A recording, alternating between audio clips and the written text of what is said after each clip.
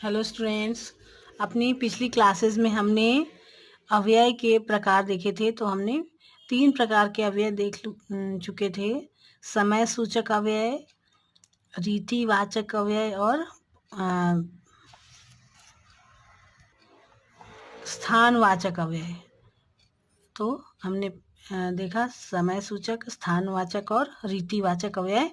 और अव्यय का चौथा प्रकार है परिणामवाचक अव्यय।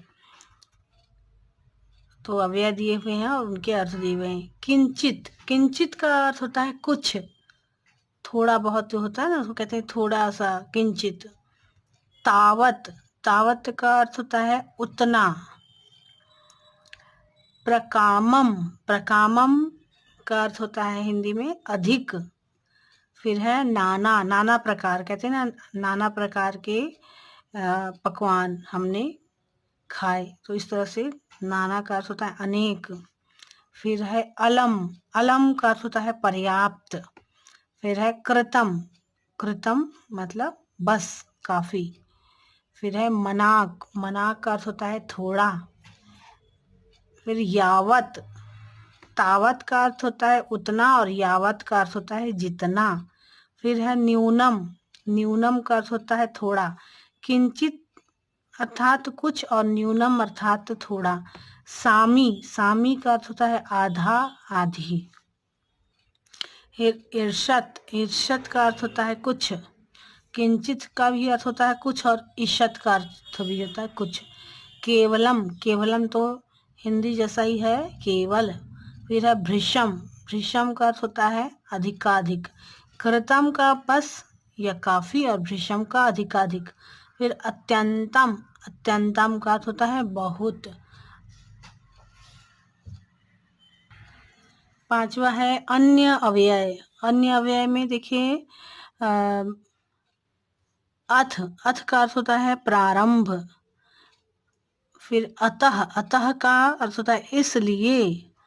एव, एव का मतलब होता है ही। और बाढ़म, बाढ़म का अर्थ अच्छा। अगर आप ये सारे अव्यय ध्यान में रखेंगे तो आपको वाक्य बनाने में सुविधा होगी, आसानी होगी। बाढ़म का अर्थ होता है अच्छा। ध्रुवम का निश्चय ही।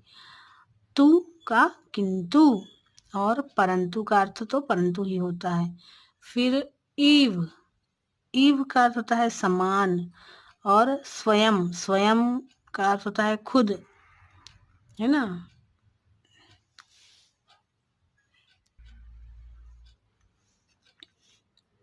फिर नैव, नैव का अर्थ होता है नहीं। और मुधा, मुधा का अर्थ है व्यर्थ। माँ, माँ अर्थात मत, ऐसा नहीं कि, है ना। कहते हैं कि असत्य मावध मतलब असत्य मत बोलो। अगला शब्द है अन्यथा, अन्यथा का अर्थ होता है नहीं तो।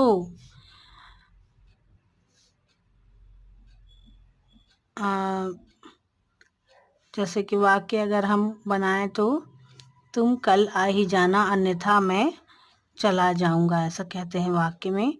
फिर च, 2 बार च है तो और। फिर वरम का अर्थ है अच्छा। और साधु का अर्थ भी अच्छा होता है। न का अर्थ नहीं, किंतु का किंतु। और अपि का अर्थ होता है भी। फिर है सह साकम अर्थात साथ। फिर स्वस्ति का अर्थ होता है कल्याण हो। और वा का अर्थ है या। धिक, धिक का अर्थ होता है धिक्कार। फिर है वृथा, वृथा का अर्थ है निरर्थक, व्यर्थ। जैसे हिंदी में इसका अर्थ व्यर्थ भी होता है। फिर अगला प्रकार है अव्यय का प्रश्न सूचक अव्यय। प्रश्न सूचक अव्यय में कुत्र, ये हम जब प्रश्न बनाते हैं तब इन शब्दों का प्रयोग करते हैं। कुत्र अर्थात कहाँ, कदा अर्थात कब, कथम अर्थात कैसे। फिर कुतः, कुतः अर्थात कहाँ से। अपि अर्थात क्या। और क्वा अर्थात कहाँ। तो ये सारे जो अव्यय हैं ये हम सबके काम के हैं, क्योंकि जब हम वाक्य बनाते हैं तब ये सारे अव्यय हमारे काम आते हैं। ये अगर आप प्रश्न सूचक वाक्य बनाएंगे तो कुत्र, कदा, कथम, कुतः, अपि और क्व, ये सारे शब्द जो हैं वो हम प्रयोग में लेते हैं। अगली क्लास में हम अव्ययों के प्रयोग पढ़ेंगे।